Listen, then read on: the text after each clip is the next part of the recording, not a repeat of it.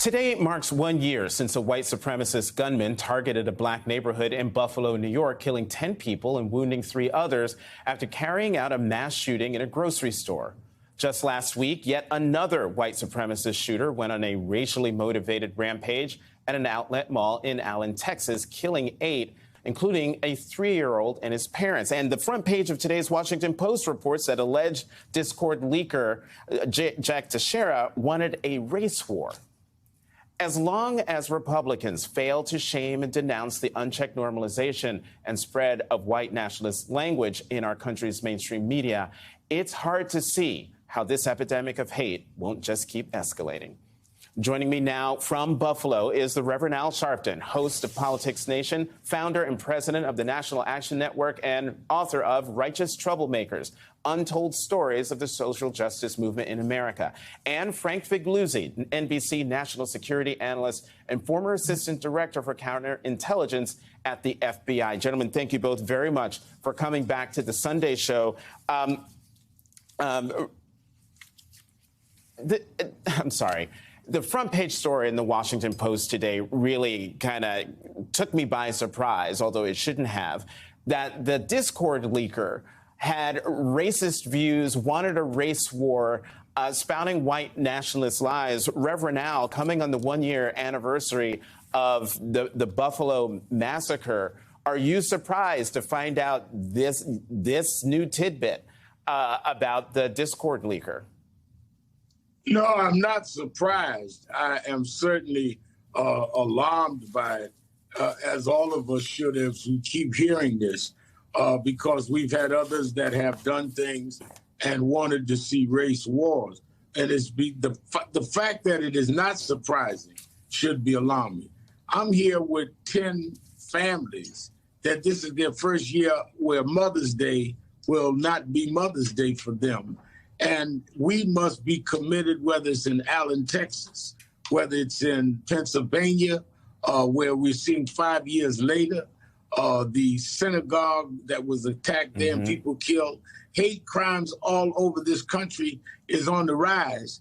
And we cannot see even a bipartisan effort to deal with legislation that deals with hate crime, which is why we must come together. This is a sad time, where we're seeing an uptick in hate crimes, but a real downward spiral in terms of seeing the federal government able to legislate and enforce doing something about people not being the next victims. And Frank, I want to give you credit because this story in the Washington Post that I just mentioned went online yesterday, and you tweeted it out almost immediately. Talk about why you felt it was important that people see that story right away.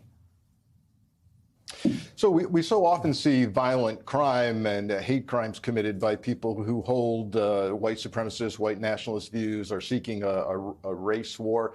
But I cannot recall in my entire 25 years in the FBI, including heading counterintelligence, anytime someone committed espionage or leaked classified documents because they were aligned with white supremacist beliefs or seeking a race war. That's a new and disturbing angle here, that literally people seem willing to betray their country now because of this hatred inside. And this gentleman, I hesitate to call him a gentleman, this is a 21-year-old man, and he's filled with rage and hate, armed with multiple weapons, and obviously now charged with very serious offenses. So this permeated every part of our society. The fact that he's in the military is not a surprise. Secretary of Defense Austin has a massive program trying to weed out, ferret out, and train against black hatred, white nationalism. But it's all over our society. And the problem is, as you look to solutions, they become increasingly problematic because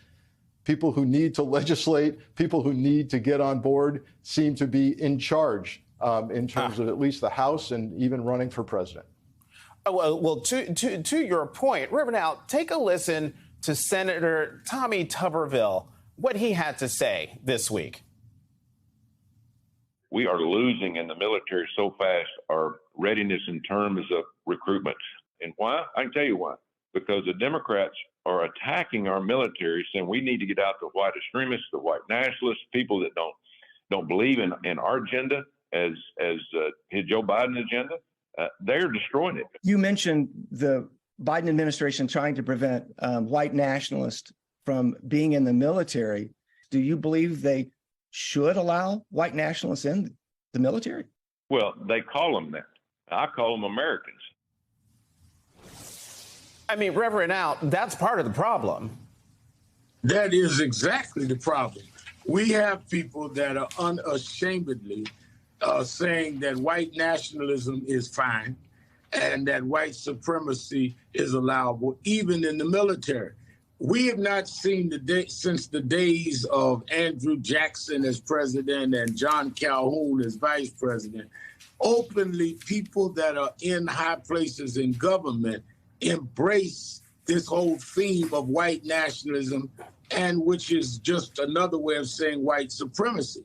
But we ought not be surprised, Jonathan, when Donald Trump went in the White House, he hung the picture of Andrew Jackson in the Oval Office. Andrew Jackson was an open supporter of states' rights, white supremacy, put Judge Taney on the Supreme Court, who was the one that came with a decision. Judge Taney's decision was the one that blacks had no rights that anyone should respect. So it wasn't like they were not telling us who they are and who they were. The question is whether we can unite across all lines, blacks, Jews, Latinos, LGBTQ, and fight back. But they're not even ashamed or being bashful about their agenda, as Tuberville made it very plain this week.